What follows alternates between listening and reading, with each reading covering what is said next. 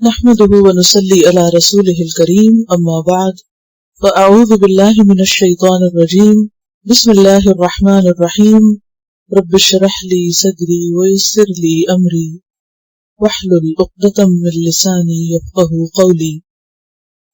سبق number 313 lesson number 313 سورۃ الناس. الناس کا مطلب ہوتا ہے انسان. 6 آیات ہیں، 20 کلمات ہیں، 79 حروف ہیں. بسم اللہ الرحمن الرحیم. قل کہہ دیجئے، اعوذ میں پناہ چاہتا ہوں، برب الناس انسانوں کے رب کی، ملک الناس انسانوں کے بادشاہ کی، الہ الناس انسانوں کے الہ کی، من شر الوسواس الخناس وسوسہ ڈالنے والے کے شر سے جو بار بار پلٹ کے آتا ہے. اب یہاں بھی آپ دیکھیے کہ اعوذ کا تو وہی مطلب ہے، میں دامن پکڑتا ہوں، پناہ لیتا ہوں، لیکن پہلی دفعہ رب الناس کہا گیا، انسانوں کا رب. حالانکہ اللہ سبحانہ و تعالیٰ تو سب کا رب ہے. سورۃ الفاتحہ میں کیا آتا ہے؟ رب العالمین. لیکن یہاں انسانوں کی طرف کیوں نسبت کی گئی؟ یہ کون سی نسبت ہے؟ کون سی اضافت ہے؟ تشریفی اضافت، عزت دی گئی ہے انسانوں کو. رب الناس قریب میں معلوم ہوتا ہے نا رب. پھر ملک الناس انسانوں کا بادشاہ، یعنی وہ صرف رب نہیں، وہ بادشاہ بھی ہے. الملک القدوس سبحان الذی بیدہ ملکوت کل شیء اللہم مالک الملک لہ ملک السماوات والارض للہ ملک السماوات والارض لہ الملک ولہ الحمد. بہت سی آیات قرآن پاک میں اللہ سبحانہ وتعالیٰ کی بادشاہت کو واضح کرتی ہیں. الہ الناس جو الہ ہے تمام لوگوں کا، معبود ہے سب کا. تو گویا ہمیں پناہ مانگنے کے لیے کہا گیا ہے، پناہ طلب کرنے کا سبق سکھایا گیا ہے، لیکن کس کی؟ انسانوں کی نہیں، انسانوں کے رب کی. یہ بالکل ایسے ہی جیسے پیچھے کہا نا فَلْيَعْبُدُوا رَبَّ هَذَا الْبَيْتِ، اس گھر کے رب کی عبادت کریں. تو پناہ بھی رب کی لیں، نہ کہ انسانوں کی. عام طور پر ہم کتنے کمزور ہیں نا، جب کوئی مشکل آتی ہے، کوئی تکلیف آتی ہے، ہم فوراً انسانوں کا سوچتے، انسانوں کی طرف دوڑتے. فرمایا کہ وہ صرف رب نہیں انسانوں کا، وہ ان سارے انسانوں کا بادشاہ ہے، رب الارباب ہے، اور پھر وہ سب کا معبود بھی ہے. تو اسی کی طرف رجوع کرو، اسی کی طرف پلٹو. من شر الوسواس الخناس، جتنے بھی شر ہیں جن کا پیچھے ذکر ہوا، ما خلق، اور جن کی تفصیل بیان ہے، انسان کے لیے ان سب میں سب سے خطرناک شر، سب سے بدترین شر شیطان کا شر ہے. وسواس یہاں موسوس کے معنوں میں آیا ہے، وسوسہ ڈالنے والا، یعنی بہت مبالغے کے لیے آتا ہے مصدر کو جب فاعل کے معنوں میں استعمال کیا جائے. وسواس کیا مصدر ہے، لیکن یہاں کیا معنی کیا آپ نے؟ وسوسہ ڈالنے والا. حالانکہ ڈالنے والے کے لیے کیا آتا ہے؟ موسوس. تو وسواس الخناس جو پلٹ پلٹ کے آتا ہے. پیچھے آپ الجوار الخنس پڑھ چکے ہیں، اور خانس کا لفظ آتا ہے. تو خانس جو ہے، خانس کا مطلب ہوتا ہے پیچھے چھپ جانا پھر پلٹ کے آنا. ان ستاروں کو کہتے ہیں نا جو چھپ جاتے ہیں یا پھر سیدھی چال چلتے چلتے واپس پلٹ جاتے ہیں. تو شیطان کی بھی چال کیا ہے، کیسے حملہ آور ہوتا ہے؟ تھوڑا سا آگے آتا ہے، انسان جب اللہ کا ذکر کرتا ہے تو پیچھے ہو جاتا ہے، پھر آگے آتا ہے، پھر پیچھے ہوتا ہے، یعنی بار بار پلٹ پلٹ کے. یعنی کہ ایسا چور ہے جو ہر وقت گھات لگا کے دل پہ بیٹھا ہوا ہے کہ کس وقت دل خالی ہے تو میں فوراً آ کے اپنی جگہ بناؤں، فوراً لوٹوں اس کو، فوراً اس میں جو ایمان ہے، یقین ہے، توکل ہے، تقوی ہے، اخلاص ہے، اللہ کی محبت ہے، اللہ کا خوف ہے، نکالوں اس کو باہر. ہر وقت وہ یہاں حملہ کرنے کے لیے تیار رہتا ہے، لیکن جب انسان اللہ کا ذکر کرتا ہے تو بھاگ جاتا ہے. فرمایا کہ من شر الوسواس الخناس الذی یوسوس فی صدور الناس، وہ جو وسوسے ڈالتا ہے لوگوں کے سینوں میں، اور سینوں سے مراد یہاں دل ہے. اور سب سے پہلے کس کے اندر وسوسہ ڈالا تھا شیطان نے؟ آدم علیہ السلام کے اندر.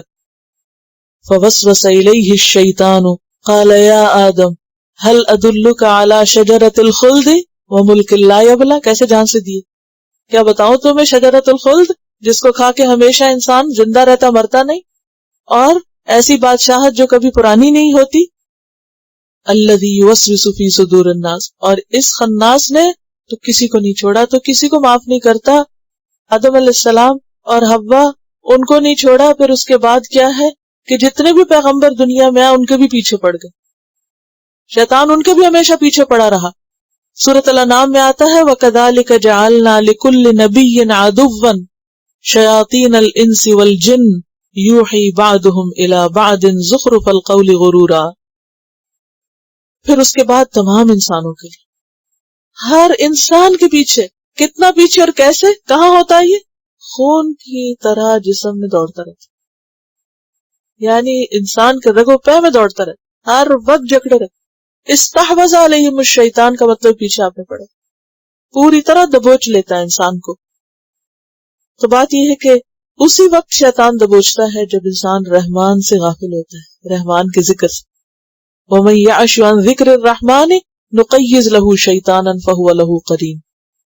جو رحمان کے ذکر سے غفلت برتتا ہے تو ہم اس پر شیطان مسلط کر دیتے ہیں اور وہ اس کا ساتھی بن جاتا ہے۔ اور دوسری جگہ پر فرمایا إِنَّهُ لَيْسَ لَهُ سُلْطَانٌ عَلَى الَّذِينَ آمَنُوا۔ ایک اور جگہ فرمایا إِنَّ عِبَادِي لَيْسَ لَكَ عَلَيْهِمْ سُلْطَان۔ تو پیچھے تو ہر ایک کے پڑتا ہے، لیکن پیغمبروں کو یہ نقصان نہیں دے سکا۔ آپ صلی اللہ علیہ وسلم کا شیطان بھی مسلمان ہو گیا تھا، یعنی شیطانوں نے ہمیشہ کوشش کی، جنات نے کوشش کی، لیکن کامیاب نہیں ہوئی۔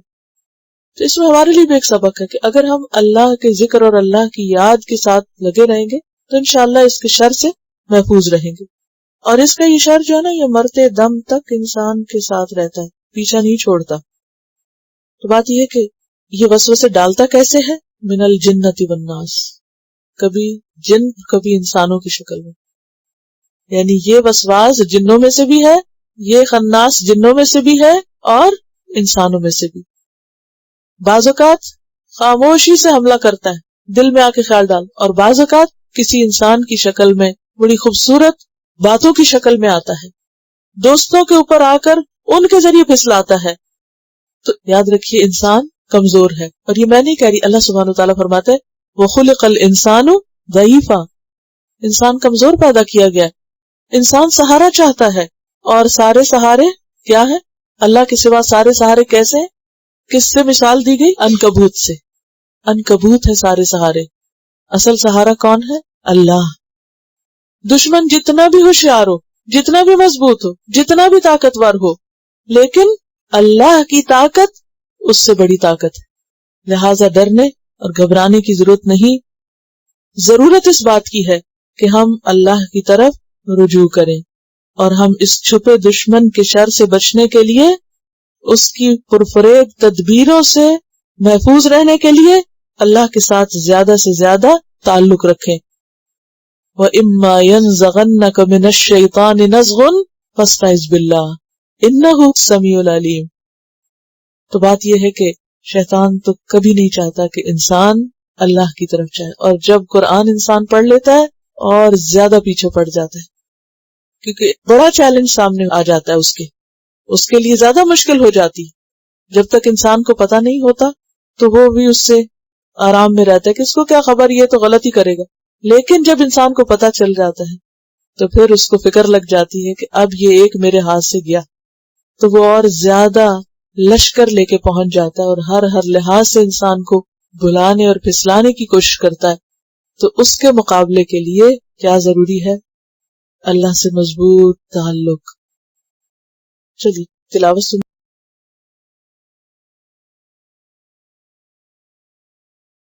Quran vocabulary 100%. The best application to understand Quran. Study with flashcards. Word list.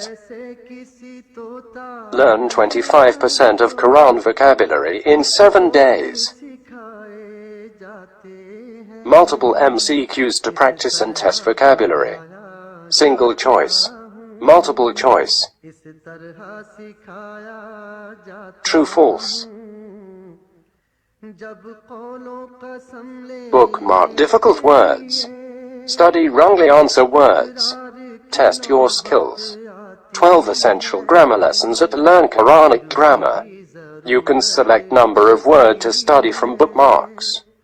Select number of times wrongly answered words for study. Test your skills with multiple choice, flashcard, true-false, matching words and single choice MCQs. Grammar lessons are available in PDF format. Native Quranic and Urdu fonts. Available at Google Play and Apple App Stores. Download it today to contribute in the Islamic Apps Development Project. Quran vocabulary 100% in Urdu.